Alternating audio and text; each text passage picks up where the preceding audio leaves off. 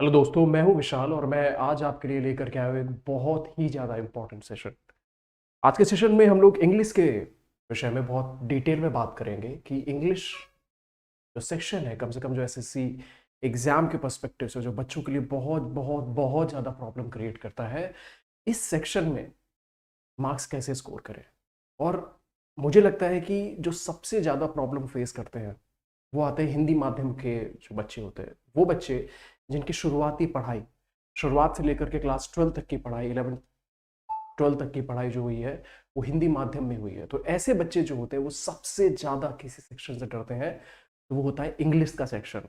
और उनके लिए कई बार एसएससी एग्जाम को ना क्लियर कर पाने का सबसे बड़ा वजह होता है कि भाई मेरी इंग्लिश कमज़ोर है सर, मैं कैसे स्कोर कर पाऊंगा, मैं कैसे एग्जाम निकाल करके आ पाऊंगा।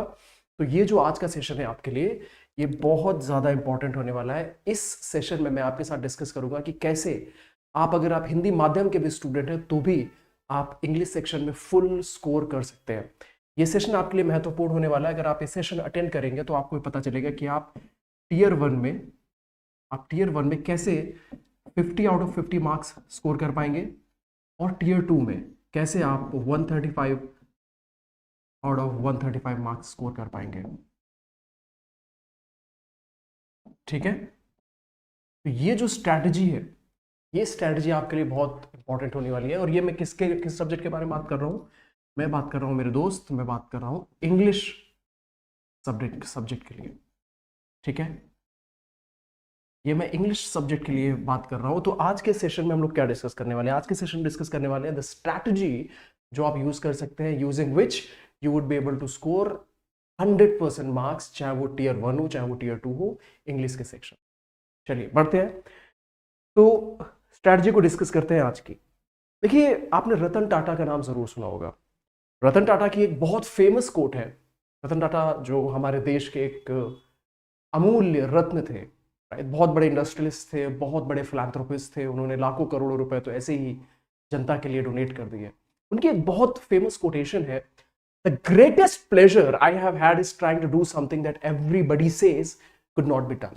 इसका हिंदी मतलब ये हुआ, रतन टाटा साहब ये कहते हैं कि मेरे जीवन के जो सबसे खुशी वाला पल होता है वो ये होता है जब मैं उस काम को करता हूं जो मुझसे लोग कहते हैं कि तुम ये काम नहीं कर सकते। सबसे बड़ी खुशी वो काम करके मिलती है जो लोग मेरे बारे में कहते हैं कि नहीं, तुम ये काम नहीं कर सकते हो। तो तुम भी हो, अगर तुमने गवर्नमेंट जॉब की तैयारी करनी शुरू हुई होगी तो तुम्हारे जो दोस्त हैं, तुम्हारे जो रिलेटिव्स हैं, तुम्हारे जो आसपास के लोग हैं, उन्होंने तुम्हारा मजाक उड़ाया होगा और बोला होगा कि नहीं यार, तुम्हारी तो इंग्लिश अच्छी नहीं है, तुम्हारी तो मैथ्स अच्छी नहीं है, तुम कैसे एक गवर्नमेंट नौकरी पा पाओगे।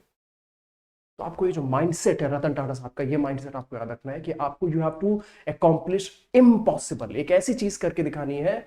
हर उस इंसान ने जो भी आपका मजाक उड़ा रहा है, भाई मैं बोल रहा हूं तुमसे कि हर वो इंसान जिसने कभी भी आपका मजाक उड़ाया है, उस इंसान को आपको जवाब देना है इस साल, ये बोल करके कि ये देखो मेरा गवर्नमेंट जॉब। और हर उस घर में मिठाई भिजवानी है, हर उस रिलेटिव के यहां मिठाई बिटवानी है जो भी, जिसने भी आपका मजाक उड़ाया हुआ है, राइट। वो कैसे आप कर पाओगे? You would be able to do that by following today strategy. देखते हैं क्या मैं आपके साथ बताने वाला हूं। मैं बताने वाला हूं बहुत ही महत्वपूर्ण चीज। देखिए, कैसे आप एसएससी सीजीएल के इंग्लिश सेक्शन में 100% मार्क्स स्कोर कर पाओगे। जो सबसे पहली चीज होती है वो होती है माइंडसेट की।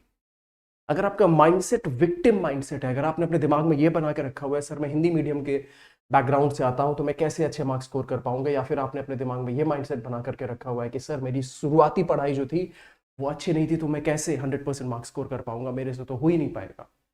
तो ऐसा जो माइंडसेट होता है, such a mindset is known as victim mindset. Such a mindset is victim mindset. और आपसे अपने आप से पूछना है कि आप अपने दिमाग में विक्टिम माइंडसेट रखते हो या फिर आप अपने दिमाग में रेजिलियंट माइंडसेट रखते हो। दूसरा होता है रेजिलियंट माइंडसेट।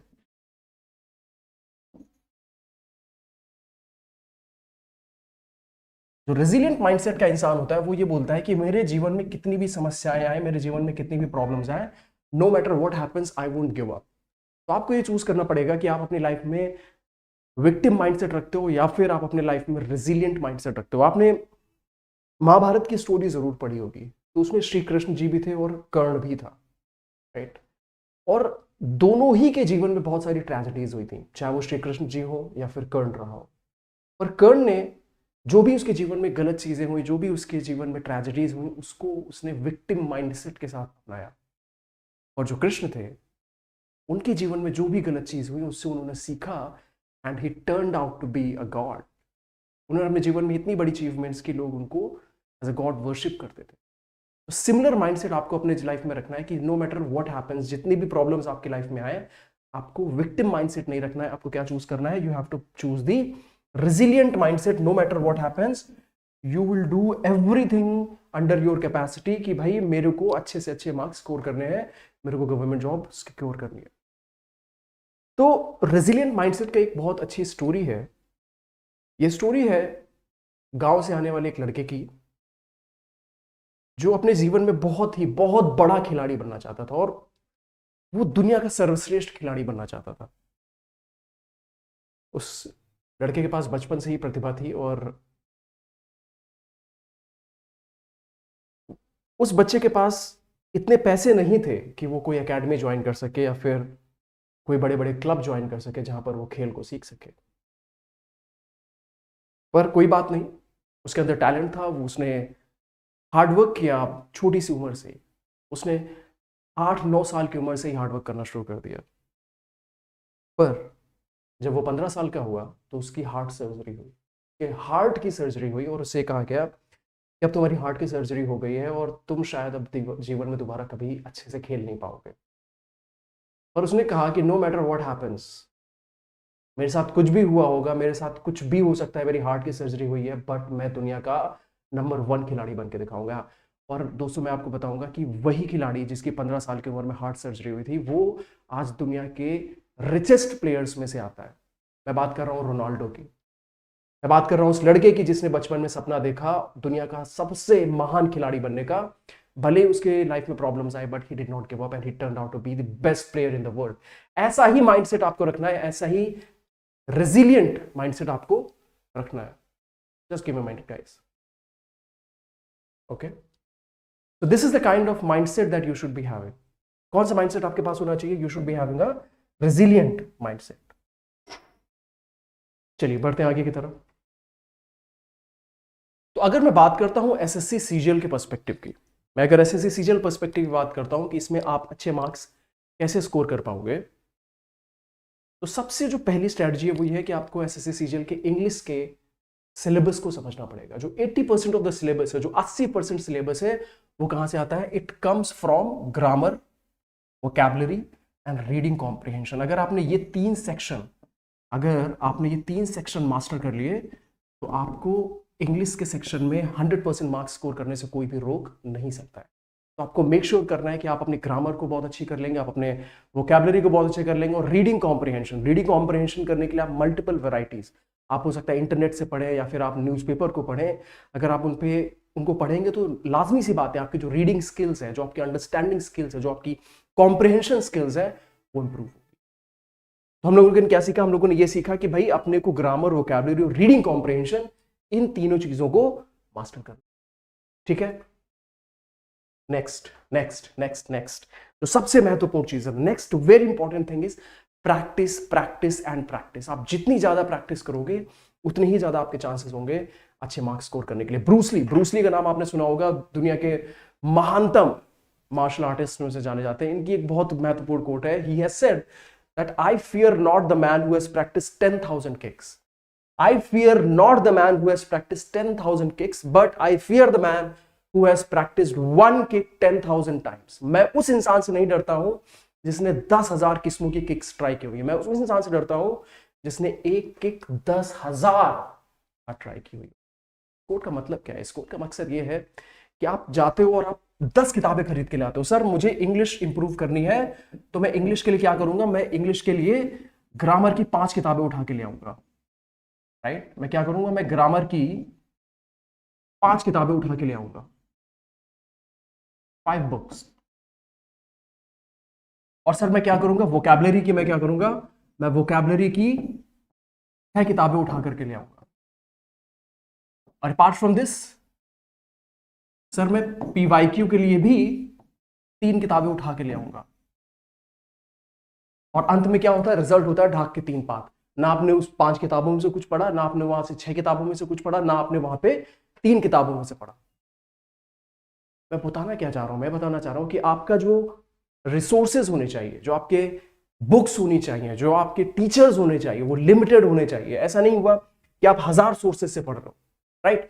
जो सबसे महत्वपूर्ण चीज है वो ये है आपके resources. You should have single source. अगर आपको ग्रामर की कोई बुक खरीदनी है, then what you have to do is, grammar की आप एक बुक खरीदो, राइट।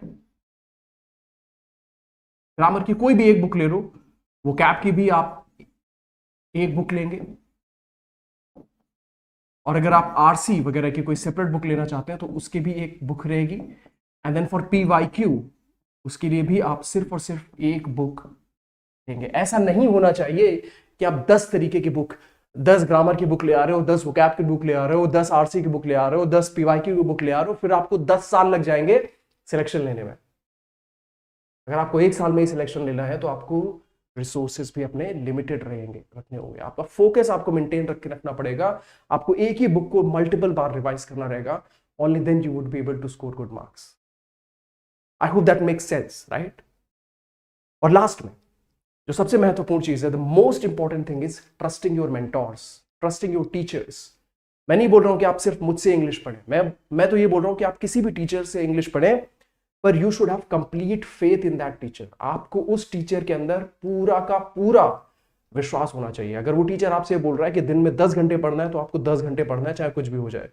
पर यार गलती यहां पर आप लोगों की भी नहीं है, गलती आप लोगों की भी नहीं है, क्योंकि आजकल के जो टीचर्स हैं उन्होंने अपना स्तर नीचे गिरा लिया है। टीचर्स एक दूसरे को ऐसी ऐसी गालियां दे रहे हैं, टीचर्स एक दूसरे की ऐसी टांग खींच रहे हैं कि यूट्यूब पर देख करके ऐसा लगता है कि यार टीचिंग का स्तर इतना नीचे क्यों गिर गया है।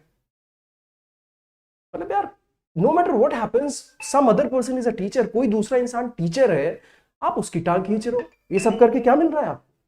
Do you get anything from out of it? I don't understand.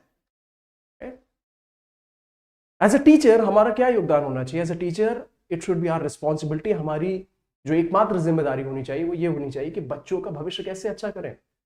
अगर हम टीचर ही अपनी गरिमा नहीं बना के रखेंगे तो ऑब्वियस सी बात है यार, आप कैसे अपने टीचर्स के ऊपर विश्वास कर पाओगे? गलती आप लोगों की भी नहीं है, and I am very sorry कि आपको ऐसी सिचुएशन से गुजरना पड़ रहा है जहां पर टीचर्स इस हद तक एक दूसरे के ऊपर छीटाकशी तक के हरकतें करनी शुरू कर देते हैं। But I am very sorry about that, but still I would say to you all, I would request to you all, मैं आप सभी लोगों से विनती करूंगा कि ऐसी परिस्थिति में भी you should maintain trust on your teacher. You should trust your mentors. अगर आपके मेंटोर्स ये बोलते हैं कि आपको दिन में 12 घंटे पढ़ने हैं, you have to study 12 hours in a day, then no matter what happens, आपको अपने टीचर्स के बारे में अच्छी राय बना करके रखनी है। अगर अगर अगर अगर आप खुद सोचिए, अर्जुन को अर्जुन किसने बनाया? अर्जुन को ना सिर्फ उसके हार्डवर्क ने अर्जुन बनाया, बल्कि अर्जुन को अर्जुन उसके गुरु ने भी बनाया।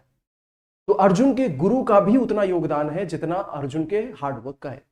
तो यहां पे मैं बोलूंगा कि your teacher plays a very important role in telling you कि भाई आपको पढ़ाई कैसी करनी है, आपको कौन से रिसोर्सेस पढ़ने हैं, और कैसे कैसे आपको पढ़ाई करनी है, करेक्ट। तो at the end of this session मैं ये बोलूंगा कि आपको अपने मेंटोर्स के ऊपर ट्रस्ट बना के रखना है। भले ही जैसी भी छीटाकशी चल रही हो, जैसे ही हम लोग दलदल में गिरते जा रहे हैं जहां पर टीचर एक दूसरे के लिए रिस्पेक्ट नहीं रखते हैं, बट स्टिल आई वुड से कि आपको ट्रस्ट बना के रखना है अपने टीचर्स के ऊपर। चलिए, तो इसी के साथ मैं आज के सेशन को एंड करता हूँ, और मुझे लगता है कि आपने इस सेशन में सीखा होगा यूजिंग द ट्रिक्स, ऐसी ऐसी ट्रिक्स, ऐसी ऐसी स्ट्रैटेजी जो हमने आपको बताई हुई है, using which you would be able to score good marks in your exam.